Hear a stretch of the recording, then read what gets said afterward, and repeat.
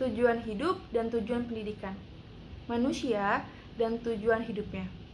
Manusia adalah salah satu jenis makhluk hidup yang menjadi populasi terbanyak ya di bumi ini selain makhluk hidup lainnya, serta memiliki ciri khas yang tidak dimiliki oleh makhluk hidup lainnya, juga dapat berusaha berjuang untuk memanfaatkan alam sekitarnya dengan cara menggunakan daya atau tenaga alam untuk kepentingan hidupnya. Seperti apa? Seperti tanah, air, udara, api, sinar, matahari, dan lain-lain untuk memenuhi kebutuhan hidup sehari-hari. Nah, kalau dilihat dari biologis hampir tidak bisa dibedakan ya antara manusia dengan hewan. Tapi dengan akal, manusia itu dapat menghubungkan sebab dan akibat, masa lalu dan masa depan, atau mengerti lambang-lambang atau simbol-simbol dan bahasa-bahasa lainnya. Nah, kalau dengan akal budi, manusia tuh jadi mempunyai cita-cita atau tujuan hidup karena akal manusia tuh menjadi bermoral, berakhlak, serta dapat menciptakan norma-norma hidup bermasyarakat.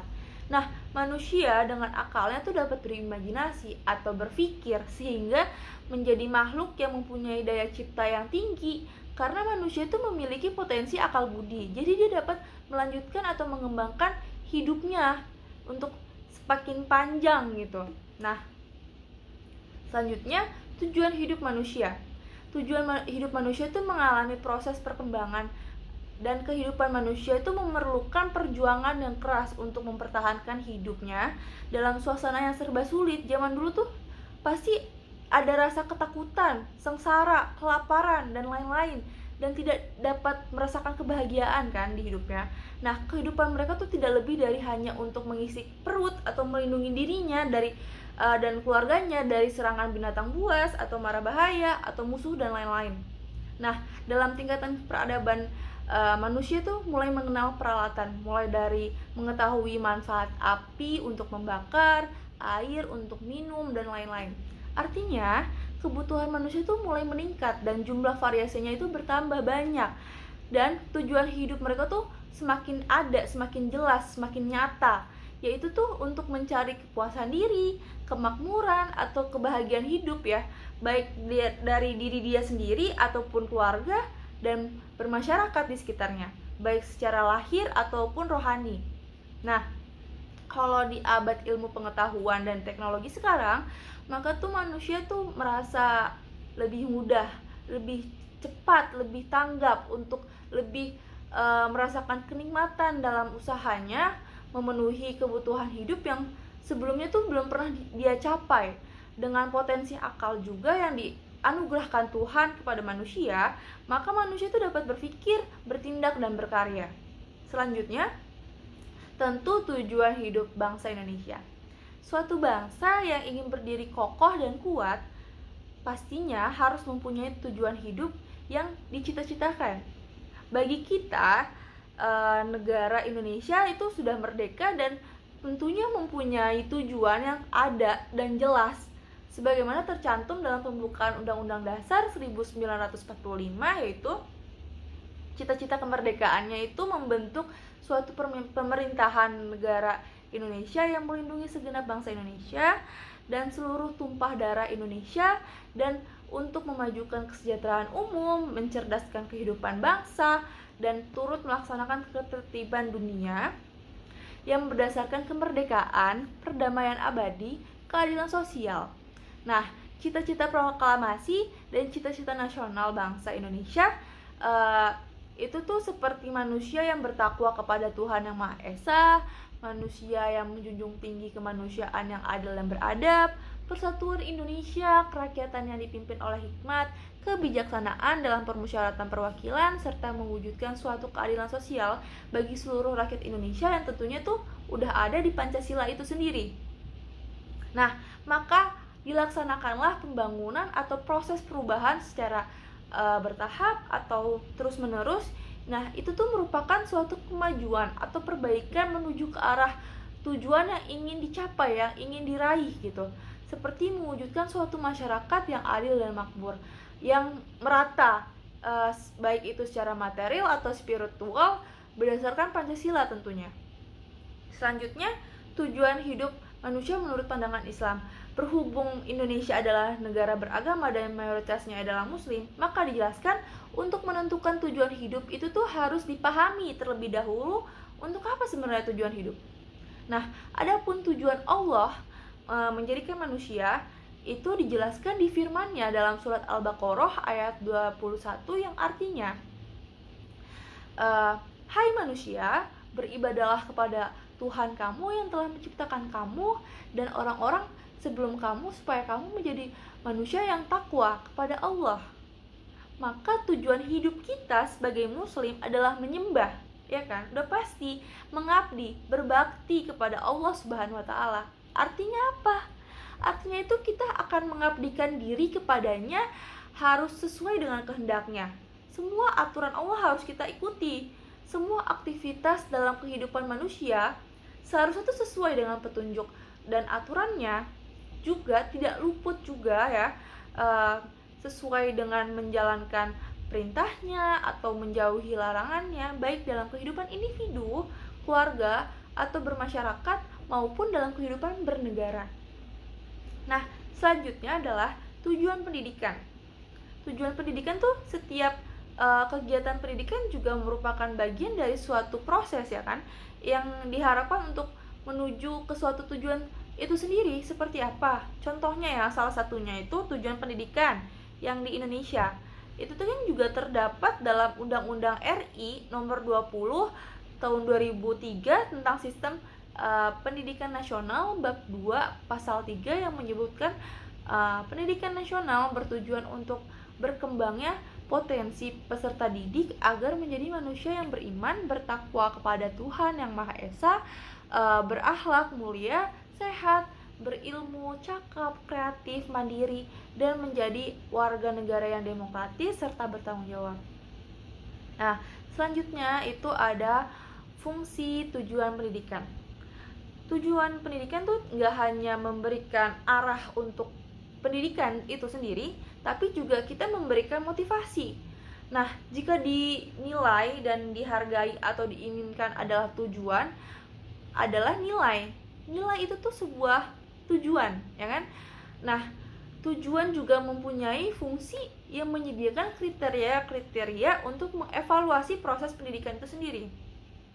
Lalu cara menentukan tujuan pendidikan juga dapat ditempuh menjadi 3 cara atau pendekatan, yaitu 1. Historical analysis of social institution approach. 2. Sociological analysis of current of approach. Yang ketiga ada normative philosophy approach. Nah, yang pertama kan ada historical analysis of social institution approach, itu melalui analisis historis lembaga-lembaga sosial atau suatu pendekatan yang berorientasi kepada realitas yang sudah ada dan telah tumbuh panjang selama sejarah bangsa itu. Juga menghasilkan analisis sejarah yang dapat menetapkan kenyataan apa yang telah terjadi dan apa pula yang diinginkan masyarakat di negara itu. Yang kedua, itu tuh ada sociological analysis of current life approach. Itu tuh sebuah pendekatan yang berdasarkan pada analisis tentang kehidupan yang aktual, yang nyata, yang sesungguhnya, real life gitu. Dalam kenyataan kehidupan ini, melalui analisis deskriptif tentang seluruh kehidupan masyarakat, baik itu aktivitas dari anak-anak gitu, remaja atau orang dewasa ya, dan motivasi mereka terhadap aktivitas tersebut, ya kan, atau tujuan aktivitas tersebut. Yang ketiga itu ada normative philosophy approach, yaitu pendekatan melalui nilai-nilai filsafat normatif seperti filsafat negara dan moral. Jadi pendidikan itu tuh berproses. Proses pendidikan itu pada dasarnya itu melestarikan kebudayaan dan mewariskan nilai-nilai hidup sebagai pandangan hidup serta filsafat hidup sebagai eksistensi bangsa dengan kebudayaannya tentunya ya. Dan selanjutnya itu ada kriteria kualifikasi. Tujuan pendidikan sebagai seorang pendidik, orang tua atau guru tidak mungkin menjadikan tujuannya sebagai sasaran atau objek yang layak untuk pertumbuhan anak-anak. Nah, tujuan berarti menerima tanggung jawab untuk observasi, terus perkiraan atau persiapan yang diperlukan untuk melaksanakan suatu fungsi pendidikan. Jadi jenis tujuannya itu pun untuk membantu observasi, pilihan, perencanaan dalam melaksanakan kegiatan dari waktu ke waktu, dari sesi ke sesi. Nah, selanjutnya tuh ada sasaran tujuan dan tujuan tertinggi dalam pendidikan. Secara umum ya, tujuan pendidikan tuh sebagai dunia cita-cita dirumuskan secara singkat dan padat, seperti membawa anak ke arah tujuan atau tingkat kedewasaan, kematangan, integritas pribadi atau kesempurnaan lah ya. Dan terbentuknya kepribadian muslim. Itu untuk yang muslim, yang Islam. Jadi sifatnya itu mendasar atau fundamental, yaitu nilai-nilai ilmiah atau nilai sosial, nilai moral, dan nilai agama. Nah, selanjutnya, fungsi pendidikan dalam kehidupan manusia sebagai makhluk biologis. Nah, fungsi pendidikan dalam hidup dan kehidupan manusia itu peranan pendidikan dalam hidup dan kehidupan manusia terlebih pada zaman sekarang ya, zaman yang modern ini nih, yang dikenal tuh sebagai abad simetika, yaitu pendidikan yang diakui sebagai satu kekuatan yang menentukan prestasi atau produktivitas itu tuh ada di bidang lainnya. Jadi apa? Pendidikan tuh sebagai kekuatan yang mempunyai arti kewenangan yang menentukan suatu dunia yang kita mau atau bagaimana cara untuk mencapai dunia seperti itu. Jadi pendidikan tuh adalah suatu proses yang lebih luas ya daripada proses yang berlangsung di dalam sekolah, tapi juga bisa terjadi di luar sekolah, karena pendidikan itu adalah sebuah aktivitas sosial untuk manusia tetap ada dan berkembang, atau eksistensi manusia itu tuh di kehidupan sehariannya itu tetap berlangsung gitu. Nah, seperti berpikir atau bermasyarakat dan lain-lain.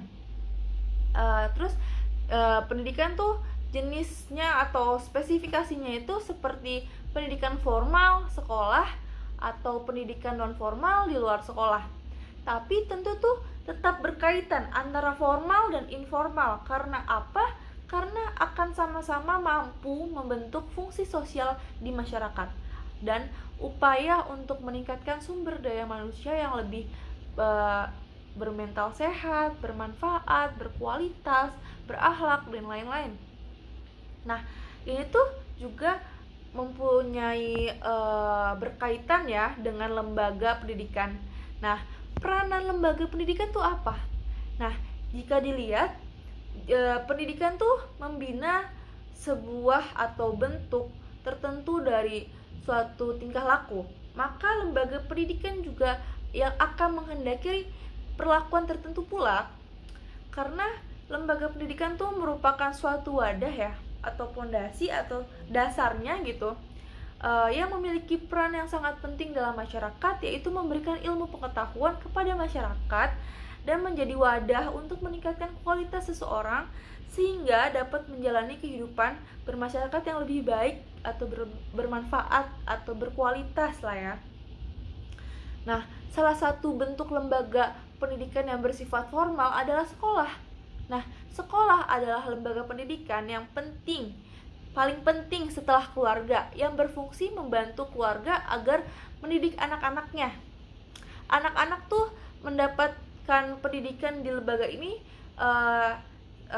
tidak didapatkan dalam keluarga, atau karena kedua orang tuanya itu tidak mampu memiliki kesempatan untuk memberikan pendidikan atau pengajaran yang layak kepada anak-anaknya, seperti mungkin orang tuanya itu bukan lulusan sekolah yang tinggi atau tidak sekolah mungkin orang tuanya itu mohon maaf kayak tukang beca, tapi ingin anaknya itu punya kualitas atau kesetaraan hidup yang lebih tinggi daripada keluarganya. Yang mana kita tahu ya, anak-anak itu tuh adalah generasi muda bangsa sebagai cikal bakal penerus kepemimpinan negara yang akan mengambil alih negara kita selanjutnya tuh adalah generasi muda, yaitu anak-anak yang sekarang masih kecil-kecil itu. Karena selain tugas mendidik anak-anak itu adalah orang tua, tentu diserahkan juga kepada guru yang tentunya pula profesional dan terakreditasi untuk memberikan ilmu pengetahuan, keterampilan dan lain-lain. Ya, karena guru tuh memiliki tanggung jawab yang besar ya tentunya, baik itu di dunia atau di akhirat, maka tuh harus dilaksanakan dengan baik, bijaksana, dan menjadi contoh teladan bagi muridnya. Kayak mungkin gak sih kalau misalnya guru-guru tuh malah urakan atau ugal-ugalan gitu kan, itu kan jadi contoh buruk ya di masyarakat, dan mungkin masyarakat tuh nggak akan percaya sama guru untuk menitipkan anak-anaknya, dididik, diberi ilmu gitu. Orang tuh nggak bakal percaya gitu kalau gurunya itu tidak mencontohkan yang baik kepada muridnya.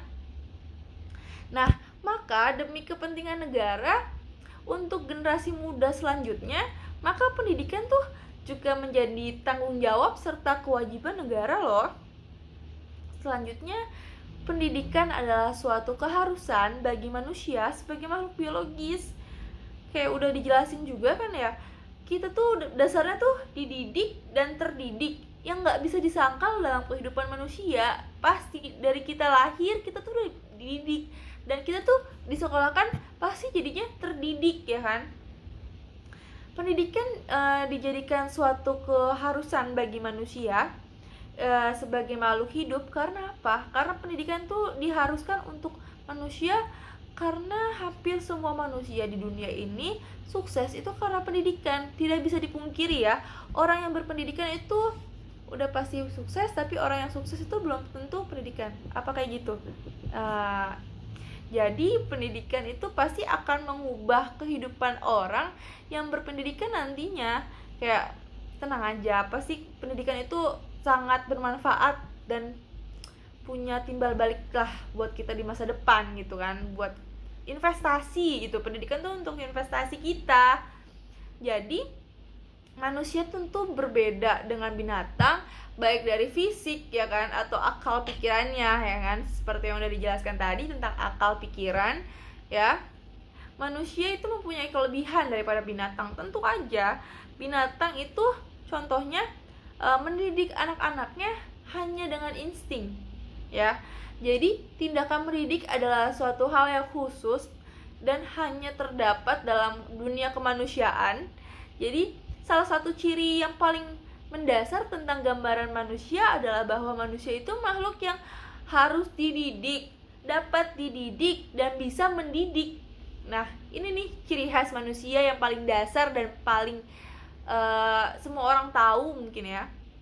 Nah, untuk tercapainya kesejahteraan hidup adalah dengan cara pemenuhan kebutuhan dan keinginan manusia secara biologis yang dapat diperoleh dari pendidikan dan belajar.